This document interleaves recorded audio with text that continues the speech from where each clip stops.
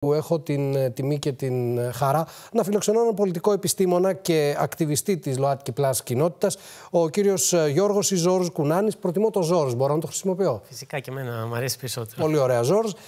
Κύριε Κουνάνη, λοιπόν, έχω το εξής ερώτημα, το οποίο θα σας ξενήσει, είμαι σίγουρος, και πιθανόν να σας εκνευρίσει κιόλας. Άκουσα τις αντιδράσεις των δύο τρανς ατόμων. Και η αλήθεια είναι, δεν τους γνωρίζω τους ανθρώπους, ότι δεν είδα δύο ανθρώπους οι οποίοι θέλουν απλώς την ησυχία τους. Οι δηλώσεις μετά, και κατανοώ ότι ένας άνθρωπος που έχει προπυλακιστεί, τον έχουν με χυδαίο τρόπο βρήσει στην κεντρική πλατεία της Θεσσαλονίκης, δεν αντιδρά με ψυχραιμία. Αλλά ούτε αυτό είναι κάτι που μου αρέσει. Τι θα κάνουμε δηλαδή? Θα πλακώνονται στο ξύλο, όπως το είπα και προηγουμένως, οι τρανσφοβικοί με τους δικαιωματιστές υπέρ της ΛΟΑΤΚΙ Πλάς κοινότητας? Πρέπει κάπως να βρούμε μια άκρη. Προφανώς. Όμως, ως κοινωνία, για να καταλάβουμε τον πυρήνα, πρέπει να δούμε πιο βαθιά το πρόβλημα που αφορμάται από την οικογένεια, το πώς διαμορφώνεται η οικογένεια, το πώς πολλές οικογένειες που μεγαλώνουν παιδιά και τα γαλουχούν με μίσος πολύ πιθανά, γιατί το μίσος είναι κάτι το οποίο διδάσκεται και αφήνουμε πολλές τέτοιες ετερόφιλες, κατά κύριο λόγο. Μα είδα μίσος και την άλλη πλευρά. Ανεξέλεγκτες οικογένειες. Ναι, θα σας εξηγήσω. Πρέπει να δούμε τον πυρήνα όλου αυτού και πρέπει να καταλάβουμε ο κόσμος που μας βλέπει. Και εσείς και όλα τα άτομα στην κοινωνία πρέπει να αποκτήσουμε λίγο περισσότερη συναίσθηση. Σκεφτείτε τώρα, προσπαθήστε λίγο νοερά να μπείτε στη θέση ενός προσώπου που απλά προχωράει, ζει τη ζωή του. Το είπα εγώ. Ζει τη ζωή του στην πλατεία.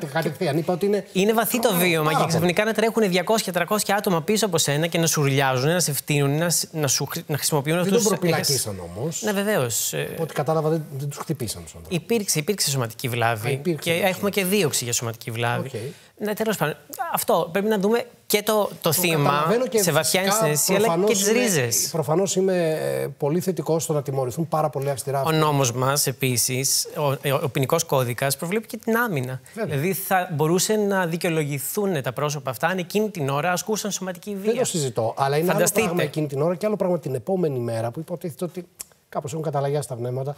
Να είναι αυτή. Θέλει δικαιοσύνη. Θέλουν δικαιοσύνη. Θέλουν δικαιοσύνη. Και εγώ πάρα πολύ. Και ειδικά αυτά τα πρόσωπα. Μπορεί να περνάει ο συγκεκριμένος άνθρωπος από την Αριστοτέλους και κανείς να μην τολμάει να σκεφτεί να του πει κάτι. Μα καταλαβαίνετε τι λένε. Και είναι βίωμα για πολλά ΛΟΑΤΚΙ πρόσωπα, πολλές ευαλωτότητες σε αυτή την κοινωνία που η κυρίαρχη δύναμη, η κυρίαρχη ταυτότητα που έχει επιβληθεί ως κυριαρχούσα είναι η ετεροφιλόφιλη, cis, λευκή, χριστιανοορθόδοξη, ελληνόφωνη, συγκεκριμένη σωματικής κατατομής και τάξης υψηλής, άνδρες κυρίως και αρενοπότητες. Δεν είμαι καθόλου βέβαιος για όλα αυτά. Κυρίως αυτό έχει επιβληθεί. Εντάξει, αξιολογείται επιστημονικά, κοινωνιολογικά τουλάχιστον, ως η κυριαρχούσα, επιβεβλημένη κοινωνική τάξη, ας το πούμε. Όσα πρόσωπα εκφεύγουν αυτού του προτύπου, αυτού του μοντέλου, νιώθουν ευάλωτα και βιώνουν συνεχείς ευαλωτότητες, πολλαπλές ευαλωτότητες, λόγω των πολλαπλών ταυτοτήτων τους. Και είναι διαστρωματούμενο. Έχουμε διαστρωματώσεις διακρίσεων. Και όταν ένα τέτοιο πρόσωπο ζείτε μια τέτοια καθημερινότητα, αν ακούσατε το Άρη που έδωσε μια συνέντευξη και είπε ότι έχω συνηθίσει αυτή τη βία, έχω συνηθίσει αυτή την κακοποίηση.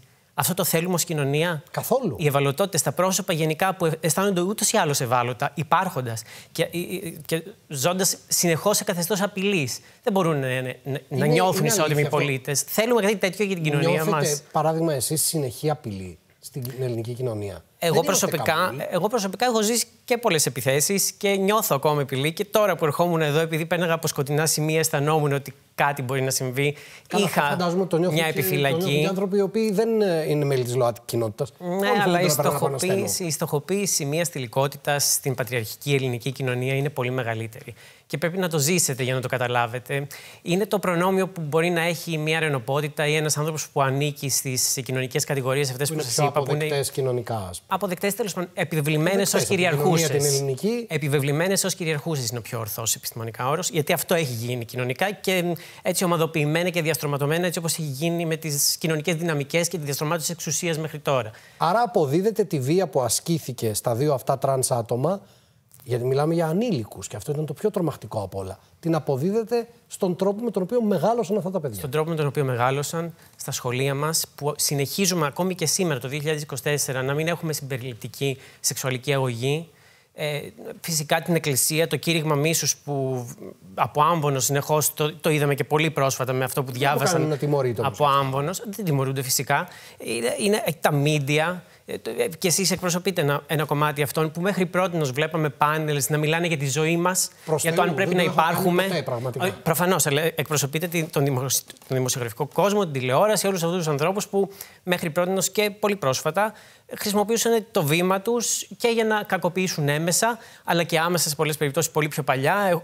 Κόσμος, δημοσιογράφοι, συναδελφοί σας έχουν αίμα στα χέρια τους. Όλο αυτό είναι ένα σύστημα ολόκληρο, το οποίο διαμορφώνει αυτό που ζούμε τώρα και την καταπίεση και τη βία, το οποίο πρέπει να το ζήσεις για να το καταλάβεις απόλυτα. Προσπαθώ να σας το περιγράψω. Πρέπει να έχεις και απόλυτη συναίσθηση επίσης για να το καταλάβεις όταν δεν το ζήσεις ο ίδιος. Έχω και άλλα ερωτήματα, τα οποία και αυτά δεν θα σας ικανοποιήσουν, αλλά πρέπει να πάρουμε απαντήσεις. Θέλω να σας πω και για την αστυνομία σε λίγο. Ό,τι θέλετε. Εδώ είμαστε. Έχω και άλλα ερωτήματα και έχω και άλλο ένα θέμα που, μιας και σας έχω εδώ, θέλω να το συζητήσουμε. Θέλω όμως να μάθω και κάτι για αυτό που λέτε με τη βία. Μήπως ο τρόπος με τον οποίο, χωρίς κάποια συζήτηση και χωρίς δουλειά στα σχολεία, όπως είπατε, πήγε να επιβληθεί από ένα κομμάτι του πολιτικού σκηνικού, το οποίο φαίνεται να έχει πιο διευρυμένους ορίζοντες, ο τρόπος με τον οποίο θα διαβιούν από εδώ και πέρα οι άνθρωποι της ΛΟΑΤΚΙ κοινότητας, έχει προκαλέσει αυτή την αντίδραση? Δηλαδή, μήπως δεν είχαμε κάνει καμία δουλειά προετοιμασίας προς την κοινωνία και ξαφνικά τους ήρθε κάτι το οποίο σου λέει πρέπει να αντιδράσουμε. Και πώς θα αντιδράσουμε?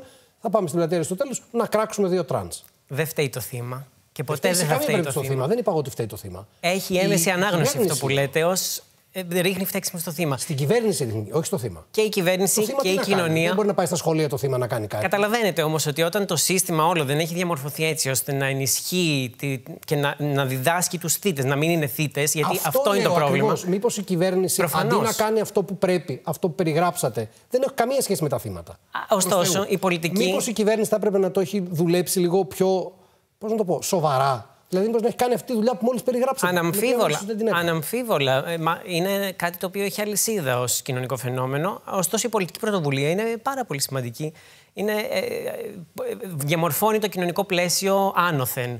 Και το είδαμε και στην Ισπανία το 2005 που ψηφίσανε με ένα νόμο ισότητα στο γάμο και πολλά άλλα που συμπεριέλαβαν ισότητα ως προς τα ΛΟΑΤΚΙ πρόσωπα. Και αυτό διαμόρφωσε το κοινωνικό πλαίσιο, φρόντισε να γαλουχίσει τις κοινωνικές σχέσεις έτσι και όλους τους άλλους φορείς και όλα τα άλλα πεδία στο κοινωνικό σύστημα, ώστε να φτάσουμε σήμερα να βλέπουμε μια Ισπανία που είναι από τις πιο συμπεριληπτικές. Πάντως, εμείς πέραν το ότι περάσουμε τον νόμο, ελάχιστα πράγματα κάνουμε για τη ΛΟΑΤΚΙ κοινότητα. Προφανώς, εννοείται. Είναι αποτυχημένη πλήρως η κοινωνία μας και το πολιτικό μας σύστημα για όλα αυτά που σας είπα: οικογένεια, σχολείο, μίντια, εκκλησία, αστυνομία, θεσμικοί φορείς, όλο το κοινωνικό πλαίσιο και οι πολιτικοί φορείς εννοείται. Ωστόσο, αυτό πρέπει να το επισημάνουμε ότι αν οι πολιτικοί φορείς δεν αναλάμβαναν την ευθύνη τους επιτέλους να θεσπίσουν ένα είδος ισότητας, που δεν είναι και η πλήρης ισότητα τώρα που μιλάμε, γιατί υπάρχουν ελλείψεις και στον τωρινό νόμο για την ισότητα. Είναι πιο ίση από τους άλλους πάντα, να ξέρετε. Τέλος πάντων, ναι, έχουμε. Αυτό συμβαίνει όχι μόνο στους ΛΟΑΤΚΙ, συμβαίνει σε όλες τις κοινωνίες. Σαφώς. Αλλά όταν οι συγκεκριμένες κοινωνικές ομάδες ζούσαν χρόνια στο περιθώριο, ζούσαν χρόνια κάτω από την πότα άλλων κοινωνικών ομάδων και με συνεχή κακοποίηση, αορατότητα, οι ζωές τους δεν είχαν σημασία, δεν είχαν καμία αξία σε αντίστοιχες συνθήκες με αυτές της σκλαβιάς στη ΣΥΠΑ, όπου μόνο πράγματα επισήμως δεν μας θεωρούσαν πολλούς ανθρώπους από εμάς. Είναι σημαντικό το ότι κάνουμε αυτά τα βήματα προόδου και επανακαθορίζουμε τις κοινωνικές μας σχέσεις. Πρέπει να δουλεύουμε καθημερινά. Πρέπει να είναι ασταμάτητη η πίεση που ασκούμε και στο πολιτικό σύστημα και στις από πλευράς σας είναι εξαιρετικό το ότι πρέπει να ελέγχεται απολύτως και συνεχώς την εξουσία χωρίς να χαρίζεστε σε καμία δύναμη. Σας ευχαριστώ, αλλά δεν νομίζω ότι συζητάμε τώρα για το τι κάνουν οι δημοσιογράφοι. Έχουν ρόλο και οι δημοσιογράφοι, σίγουρα. Πείτε μου τι θέλετε να μου πείτε για την αστυνομία, γιατί θέλω να σας πάω σε ένα άλλο θέμα που είναι πολύ εξοργιστικό επίσης. Η αστυνομία. Δεν ξέρω αν ακούσατε για το ότι έγιναν αυτές οι συλλήψεις, οι προσαγωγές στην αρχή, μετά συλλήψεις και ήταν και πολλοί ανήλικοι. Του Σαββάτου ή της Κυριακής? Του Σαββάτου. Για την Κυριακή δεν έγινε καμία σύλληψη. Ναι, για την επίθεση στους τρανς ανθρώπους, λέω. Ναι. Όπου ήταν ο όχλος. Οδηγήθηκαν. Ένα σημαντικό κομμάτι που δεν ξέρει ο κόσμος και είναι μια καταγγελία που έχει έρθει από ακτιβιστές στη Θεσσαλονίκη και τη δημοσιοποίησα χθες εγώ. Ακτιβιστές που έφτασαν στο πεδίο την ώρα που είδαν το περιστατικό, που ενημερώθηκαν για το περιστατικό, κάλεσαν την άμεση δράση και η άμεση δράση τους είπε ότι δεν μπορεί να αναλάβει γιατί είναι πάρα πολύς ο κόσμος και αναρωτιόταν τι θα κάνω τώρα εγώ, θα στείλω κλούβα, είπε χαρακτηριστικά ο αστυνομικός από την άμεση δράση, θα στείλω κλούβα, δεν μπορώ, είναι πάρα πολύ. Θα το ψάξουμε, αλλά νομίζω ότι θα το ψάξετε κι εσείς. Γιατί αν υπάρχουν καταγγελίες από ακτιβιστές. Βρήκανε γνωριμία. Ακτιβιστές βρήκανε γνωριμία τους στο τμήμα αντιμετώπισης ρατσιστικής βίας στη Θεσσαλονίκη και η επικεφαλής του τμήματος αντιμετώπισης ρατσιστικής βίας ανέλαβε την υπόθεση και έτσι έγιναν οι συλλήψεις. Δεν θα γινόντουσαν. Θα καμουφλαριζόταν η υπόθεση, δεν θα γινόταν καμία σύλληψη. Γιατί οι αστυνομικοί θα φοβόντουσαν, όπως είπατε πριν.